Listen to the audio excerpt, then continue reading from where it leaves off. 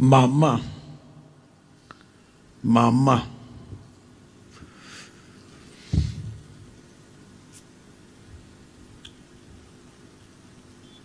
మా తోబుట్టువులు నాకు మొదట అక్క, తర్వాత అన్న తర్వాత అక్క. మొదట మా అమ్మకి మొదటి సంతతి అక్క, ఆ తర్వాత మా అన్న, ఆ తర్వాత అక్క. 7 సంవత్సరాలు పిల్లలు లేరు, పాతకాలపోడు కదండి. ఆ తర్వాత నాకు ముందు ఇంకొక అక్క. ఇప్పుడు మొత్తం ఎంతమంది అక్కలు అయ్యారు నాకు? లెక్క తెలిసి రావట్లేదు మీకు. 3 అక్కలు, ఒక అన్న అయ్యాడు. నాకు ముందు అక్క. 7 సంవత్సరాల సంతతి లేదు. తర్వాత మా అక్క నా ముందు. ఆడపిల్ల పుట్టినప్పుడు మా అమ్మ ప్రార్థన చేసుకుందట, ప్రభువా 3 ఆడపిల్లలు, ఒక మగపిల్లోడు అయిపోయాడు ప్రభువా, ఇంకొక మగపిల్లోడు నువ్వు ప్రభువా. ఇది మా అక్క పుట్టి ఆ పొత్తిళ్లలో ఉండగానే ఓ మగపిల్లోడు ఉంటే బాగుంటుంది ప్రభువా అంటే మా ప్రభు చెప్పారట, సరే నీవు కోరుకున్నట్లుగానే నీకు కొడుకునిస్తా. యుక్త వయసు వచ్చిన తర్వాత ఆడిని నా సేవకు పంపించాలి అని చెప్తే, చూడండి మా అమ్మ దేవుడు ఎట్లాంటి ఒడంబడిక చేసుకున్నాను. నన్ను అడిగే పని లేదు. ఏమని ఒడంబడిక చేశారు? ప్రభువా ఇంకొక మగపిల్లోని ఇస్తే అదే భాగ్యం అని సేవకి ఇచ్చేస్తానందంట. ఏడాది తర్వాత నేను పుట్టాను. నేను పుట్టిన వెంటనే మా అమ్మ ఏసన్న గారికి ఉత్తరం రాస్తే, అప్పుడు ఏసన్న గారు 73వ సంవత్సరం ఓ పరిశుద్ధుల సహవాసంలో ఉంటూ ఆదోనిలో సేవ చేస్తున్నారట. ఆదోని మంత్రాలయం ఆ ప్రాంతాల్లో. వెంటనే ఆ ఉత్తరం వచ్చేసరికి, ఇలాగే అందరికీ నువ్వే కదయ్యా పేర్లు పెట్టేది, మగపిల్లోడు పుట్టాడు ఏం పేరు పెట్టమంటారు? ఆ ఉత్తరం ఆయన చేతికి వచ్చేసరికి జాన్ వెస్లీ జీవిత చరిత్ర చదువుతున్నారట ఏసన్న గారు. వెంటనే మా అమ్మకు ఉత్తరం రాసి, వదినమ్మ వాడికి జాన్ వెస్లీ అని పేరు పెట్టండి అని లెటర్ రాసేసి ఈ పుస్తకాన్ని మా అమ్మకి పోస్ట్ చేశారట. జాన్ వెస్లీ వాళ్ళ అమ్మ ఎలాగైతే ప్రార్థన చేసి అద్భుతమైన సేవకుడిని తయారు చేసిందో, అలాగున నీవు వాడిని సేవకి సిద్ధపరచండి అని పంపించారట. ఇంకా ఉత్తరం వచ్చాక నాకు జాన్ వెస్లీ అని పేరు పెట్టారు. ఆ పుస్తకం చదివింది మా అమ్మ, నా తర్వాత మా తమ్ముడు.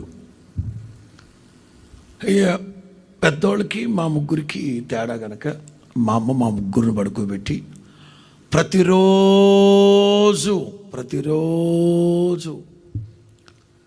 చెప్పాను కదా, నా 18 సంవత్సరాలు ఇంట్లో ఉన్నాను. 18 సంవత్సరాలు రాత్రి జాముల్లో ప్రార్థన చేస్తూ ఉండేది. ఇవాళ ఈ మహిమ కలిగిన దేవుని పనిలో ఉన్నానంటే నా దేవుని దయా సంకల్పం, నా తల్లి కార్చిన కన్నీటి మీద నిలవబడి ఈ సేవ చేస్తున్నాను చెప్పడంలో ఏ సందేహం. చిన్నప్పటి నుంచి సేవ సేవ సేవ సేవ, ఇదే బేజం, ఇదే మాట విని విని విని విని విని చెవులు హోరెత్తిపోయేది. ఇదేట్రా బాబా సేవ సేవ సేవ అని పట్టించింది పద్దాక ఇవ్వడానికి. 10th దాటింది, ఇంటర్మీడియట్. మా పెద్ద బావగారేమో సిండికేట్ బ్యాంక్ ఆఫీసర్, మా అన్నేమో మాస్టర్ ఆఫ్ లా. మా బావగారేమో బ్యాంకులో చేరుద్దామని, మా అన్నేమో లా చదివిద్దామని. అట్లా మొత్తం మీద 10th క్లాస్ దాటిన తర్వాత ఇంటర్మీడియట్లో సిఈసి 1వ తరగతి నుంచి 10వ తరగతి వరకు అచ్చమైన తెలుగు మీడియమే. అప్పట్లో ఇంగ్లీష్ మీడియాలు లేవు.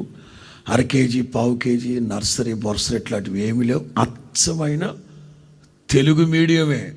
1 నుంచి 10, 1 నుంచి 5 వరకు సెయింట్ జోసెఫ్, 6 నుంచి 10 వరకు సెయింట్ పీటర్స్, ఇంటర్మీడియట్ వచ్చి వెంకటగిరి రాజాస్ కాలేజ్ నెల్లూరు. ఇంటర్మీడియట్ చదువుతున్న రోజుల్లో తరచుగా ప్రభు సేవకు రమ్మని ప్రేరేపిస్తూ ఉండేవారు. నేనన్నాను, నేను రాను బాబాయ్, నేను మా ఫ్రెండ్స్ అందరమే ఐఏఎస్ కానీ ఐపీఎస్ కానీ చదివి అసలు దేశాన్ని ఎలగబెట్టేయాలి, ఉద్ధరించేయాలని బాగా కంకణం కట్టుకున్నాను. దేవుడికే ఆప్షన్స్ చెప్పా. మా తమ్ముడు ఖాళీ ఉన్నాడు, వాడిని తీసుకోబో, కావాలంటే ఆడిని తీసుకెళ్ళి నేను మాత్రం రాననేవాడు. ఎట్టకేలకు యుక్త వయసు వచ్చిన తర్వాత దేవుడు మా అమ్మని ప్రేరేపించడం ప్రారంభించాడు. నీ కొడుకుని నా సేవకి ఇస్తానన్నావు, యుక్త వయసు వచ్చింది, పంపించు. మా అమ్మ తరచుగా అడిగేవాడు, ప్రభు నిన్ను ప్రేరేపించారా, దైవ స్వరం నిన్ను ప్రేరేపిస్తుందా? ఇలా నేను దాటేస్తూ ఉన్నప్పుడు రోజున కేరళ నుంచి ఏసన్ గారు నెల్లూరు మీదుగా వెళుతూ అకస్మాత్తుగా ఈ మార్చి 17 నెల్లూరులో దిగేసి ఇంటికి వచ్చి వీడిని సేవకు తీసుకెళ్ళమంటున్నారు దేవుడు అని చెప్పి 18వ తారీఖు ఉదయాన్నే నేను జనవరి 18 బాప్తీసం పొందాను. జనవరి 18 బాప్తీసం పొందాను. మార్చి 18 సేవకు వచ్చేసాను. ఏంటి బాప్తీసం పొందిన వెంటనే సేవకు వచ్చేసావా అంటే, పౌలు అసలు బాప్తీసం కూడా పొందలా, నరహంతకుడు.